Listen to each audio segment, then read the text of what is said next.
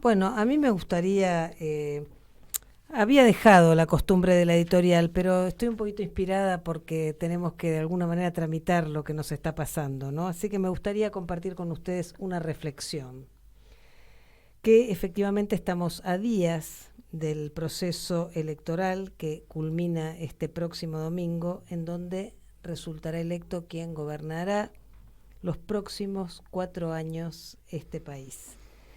Y entendemos que en esta oportunidad lo que se juega no es solamente un programa de gobierno que nuevamente colocará sobre la mesa, podríamos decir, los intereses en disputa, el plan económico, desde qué lugar está sostenido política, ideológicamente, desde el punto de vista cultural, etcétera, etcétera, en democracia, sino que lo que se disputa en primer término es la democracia misma, el Estado de Derecho. Porque si no hay Estado de Derecho, se arrasa con todo, con la plataforma desde la cual se sostiene el acceso a derechos. El derecho a la educación, el derecho al trabajo, el derecho a la salud, y en particular el derecho a la vida misma, que es precisamente la acreedora de todos los derechos. Entendemos entonces, repito, que es eso lo que está en juego. De ahí la gran incertidumbre activa, podemos decir, tomando lo que Anita traía y va a traer respecto de un futuro por ahora incierto que puede cambiar, insisto, trágicamente el destino de la sociedad, de un pueblo que se ve amenazado. Se escucha mucho en estos días que hay que tener esperanza. Y a mí me gusta decir que es el acto de la espera el que sostiene la esperanza. Y estamos asistiendo a una espera activa que ha puesto esa incertidumbre, esa angustia, ese miedo como motor, ideando, poniendo en práctica recursos nobles, genuinos, de compromiso como respuestas de la sociedad a la amenaza del neofascismo. Venimos hablando de esto y hoy, en este programa de cierre de un año que, claro, no termina, vamos a volver a referirnos especialmente a esto. Y hemos hablado también en alguna otra oportunidad de la heroicidad. ¿Existen? Nos podemos preguntar, ¿existen los héroes? ¿Existen las heroínas? En todo caso, podemos decir que el hombre o la mujer común portan su condición de héroe, de heroína, y esas se realizan en acto. Hay algunas iniciativas en estos días que partieron de mujeres comunes que protagonizaron por su alcance y propósito actos heroicos. Con ellas vamos a hablar hoy para traer a ustedes, nuestras y nuestros oyentes, estas acciones que se han ido multiplicando, impulsadas también por distintos colectivos, por miembros de la sociedad civil, quienes fueron a interpelar generosamente a la gente, irrumpiendo en su cotidianeidad, en su rutina diaria, si se quiere, abriendo su alma para sostener su decir con valentía, dándole estatuto público a lo íntimo, para denunciar una vulneración de derechos, una violación a los derechos humanos y advertirle a la sociedad acerca de lo que está en juego. A partir de esto empezaron a multiplicarse estas acciones y a hacerse públicas a través de videos sencillos, conmovedores, contundentes. La semana pasada escuchamos algunos de ellos y por expreso pedido de una de sus protagonistas omitimos uno que nos tocaba muy de cerca. Sabemos que estamos acá, ya la conocen, con la chica del subte, ¿no? Estamos con la chica del subte, porque que no nos dejó pasar el audio, hubiéramos tenido la primicia. Pero, y es algo que me interesa mucho decir, que Anita, cada vez que le preguntaban cómo se le ocurrió, cómo ideó esto, justamente ella una y otra vez mencionaba a una de las que tuvo, una de las impulsoras de esta idea, que es nuestra querida Fernanda Ruiz, que creo, si no me equivoco, que Fernanda nos está escuchando. Si es así... Con una gran alegría y emoción las estoy escuchando. Bueno, Fernanda, vos sos la autora de esto. No sé si felicitarte o... No, la verdad que, bueno, Anita habló mucho de esto, te vimos también a vos protagonizar tu testimonio, el relato de tu testimonio de una manera sumamente conmovedora. Anita lo ha contado una y otra vez, pero nos gustaría que vos lo compartas con nosotros. ¿Cómo surge esta idea? Y bueno, y cómo se fueron multiplicando y replicando a partir de las primeras acciones que protagonizaron ustedes. Mira, Ana María, ahora es un aluvión de testimonios de que la gente ya, o sea, es como una bola de nieve maravillosa que echamos a andar con esa iniciativa hace poquitos días. Y la causa de esta idea tiene que ver con una reflexión acerca de que hay un lazo social, un puente comunicativo que está roto en nuestra sociedad, que ha sido castigado y violentado durante muchos años, con eso que llamaron grieta o de muchas otras maneras. Entonces, es importante reconocer en primer lugar que hay un lazo comunicativo que está dañado, para entender que primero hay que restablecerlo para luego poder dialogar. Y restablecerlo es un proceso afectivo, no es un proceso racional.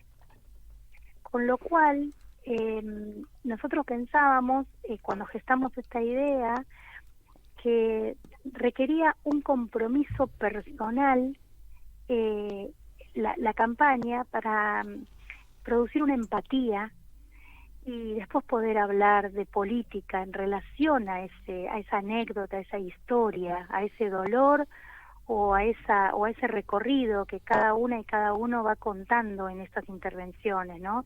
La gente lo entendió perfectamente, porque no sé si vieron ustedes ahora, es impresionante, hay testimonios por todos lados, hoy ya nos llegan de diferentes lugares del país, y aparecen en las redes sociales personas que intervienen en lugares públicos diciendo desde sí mismas, desde su propia experiencia personal, por qué piden no votar a Milei, ¿no? En este caso. Mi caso personal, y lo tomé también como un compromiso con la propia idea que tuvimos, ¿no? Es decir, bueno, si yo soy tan creativa que me pongo a pedir esto, también tengo que pensar, bueno, qué experiencia de la propia vida podría poner en juego. Y bueno, la violencia de género es un problema gravísimo en todas nuestras sociedades, no solo en Argentina. Yo vengo dando testimonio de esa experiencia que viví hace muchísimos años, como digo ahí en el subte cuando hablo, más precisamente en el 2001, ¿no? Un momento en el que el país se derrumbaba afuera de mi casa y también adentro de mi casa por este tema de la violencia, ¿no? No es casual tampoco esto.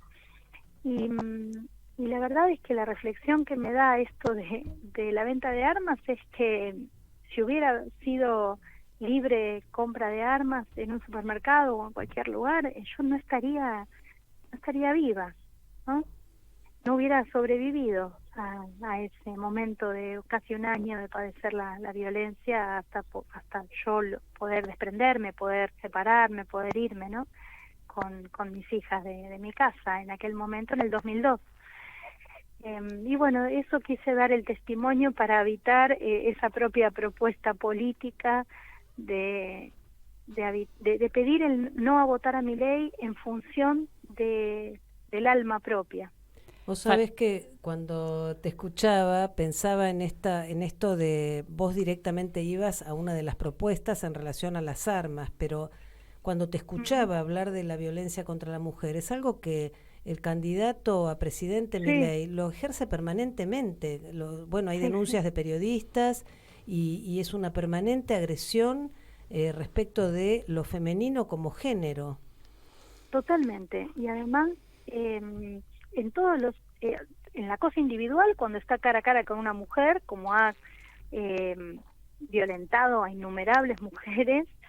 Lo hemos visto cuando eran periodistas porque salía por televisión, cómo él violentaba a una periodista de TN, a una periodista en Salta, a diferentes periodistas, ¿no?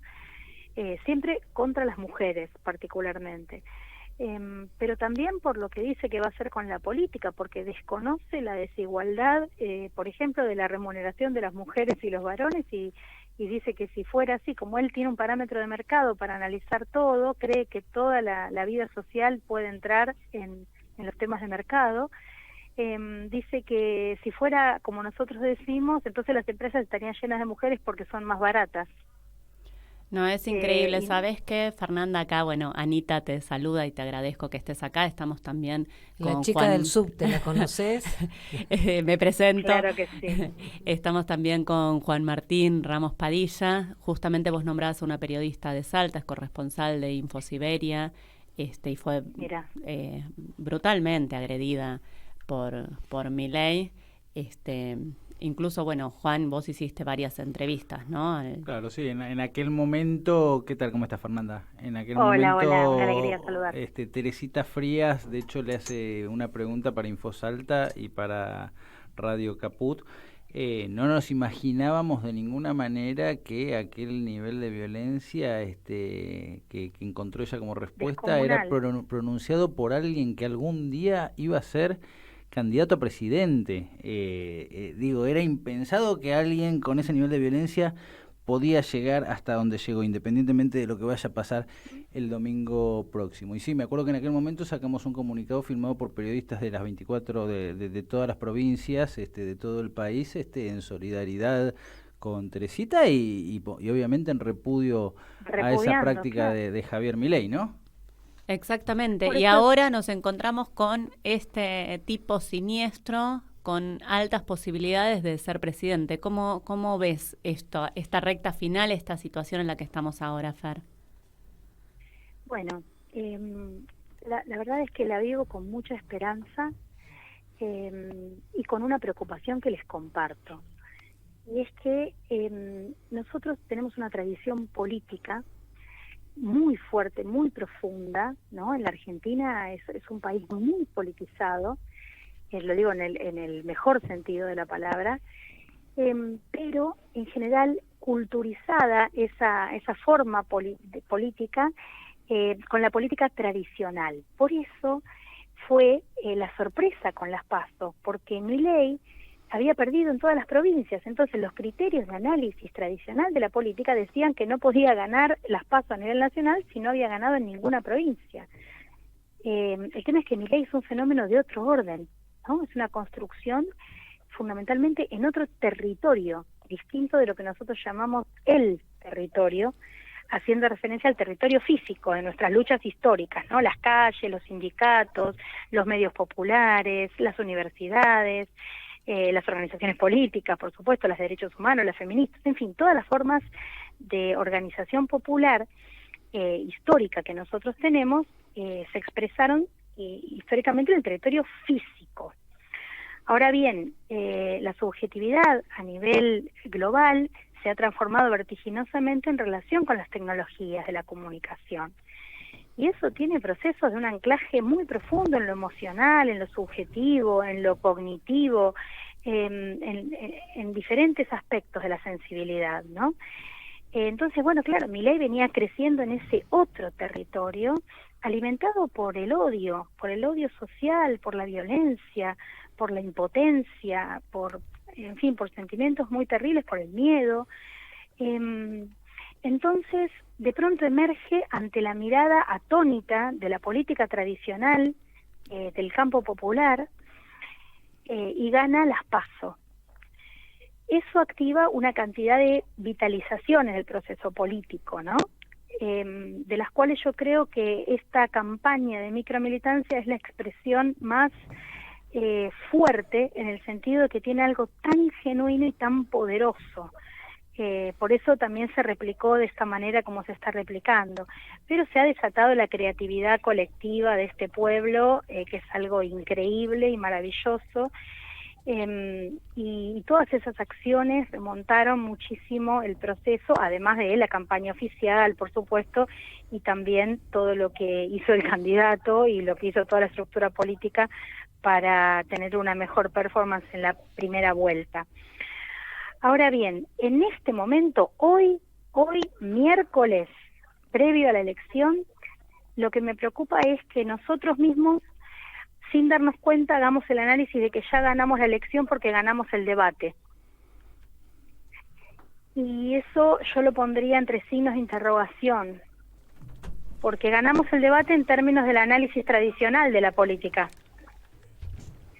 Pero lo insondable de las interpretaciones de estos segmentos que tienen una subjetividad que para nosotros es inasible en un punto, es diferente. Entonces, mi consigna en estos días es que esto no está cerrado y que es imperioso darlo todo, como lo dio Anita ese día en el subte y como lo están dando todas las personas que se están sumando a este proceso.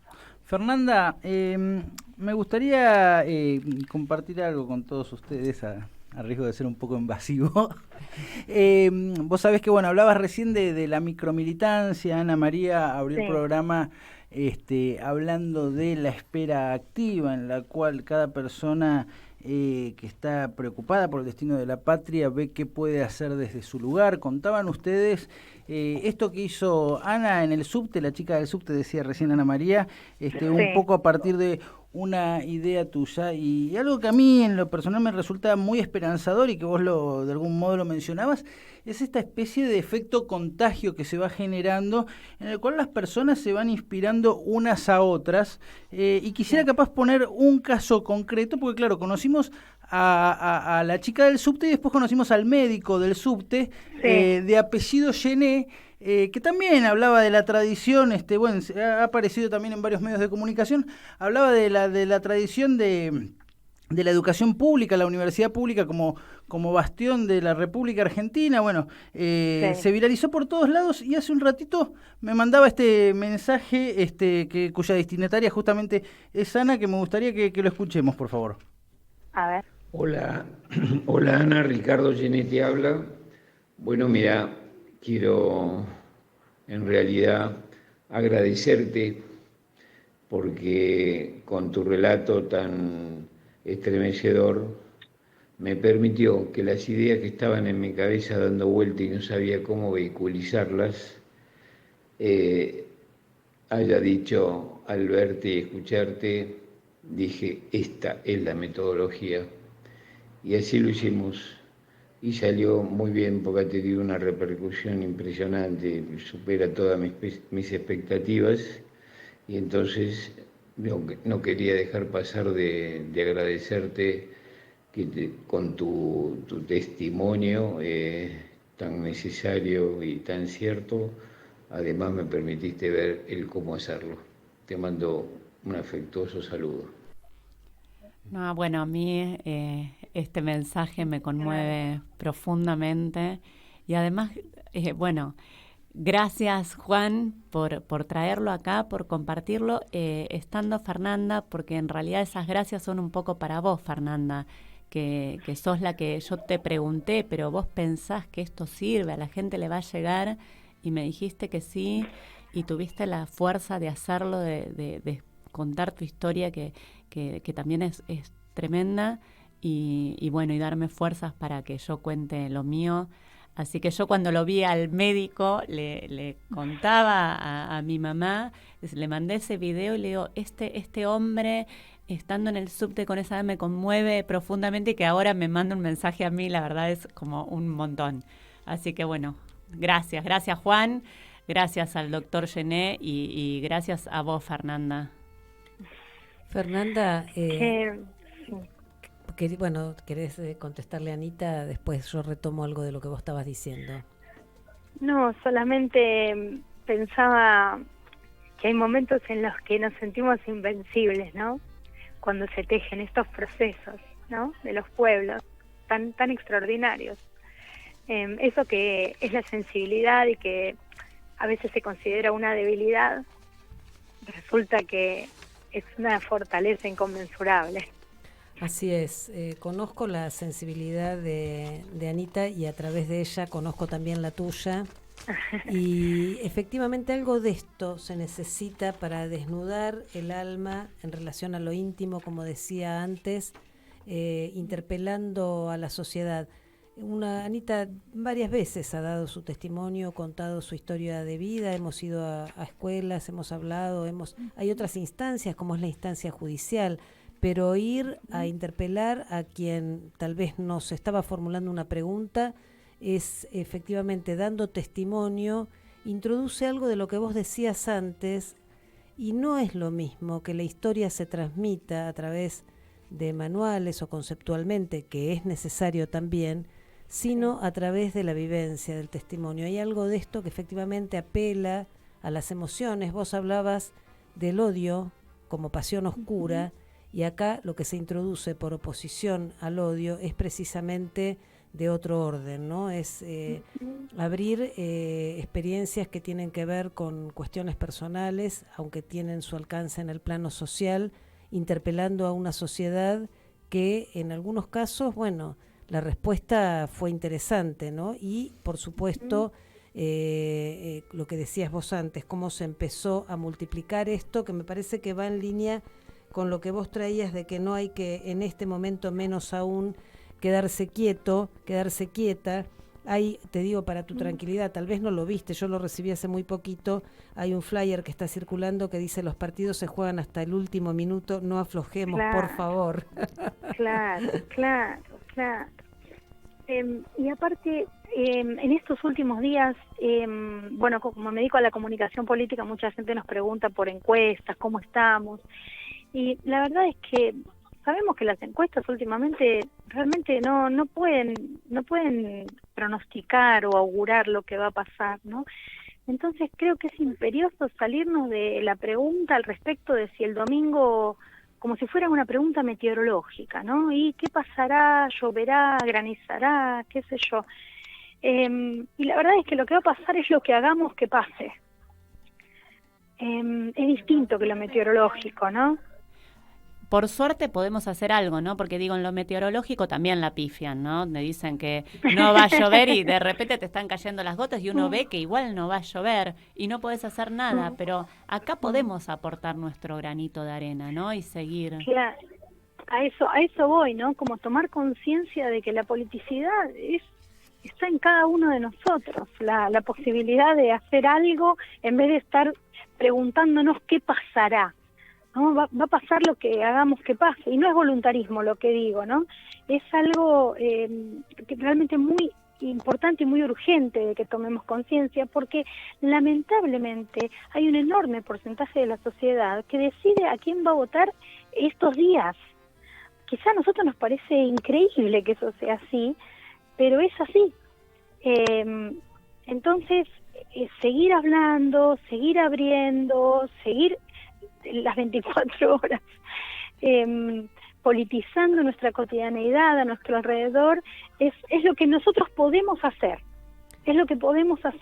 ¿no? Y es lo que tenemos que hacer también. Hay algo que quería, de lo que decías, Ana María, dos cosas muy sencillas. Una en relación a la intimidad, usaste la palabra de la intimidad, y justo ayer Pedro Saborido me decía la importancia de pensar en abrir esa intimidad. Claro, estábamos hablando de los excombatientes de Malvinas, ¿no? Bueno, estos hombres que han sufrido lo que han sufrido y que es tan difícil hablar desde lo que sintieron. Digamos, por ahí hablan de procesos históricos, hablan de grandes conceptualizaciones, de la patria, de la soberanía, de la democracia, pero es muy difícil hablar del dolor personal, del dolor del alma, de las violencias sufridas, y de qué sentís ahora cuando un candidato a presidente de tu país dice que admira nada más y nada menos que a Margaret Thatcher, ¿no?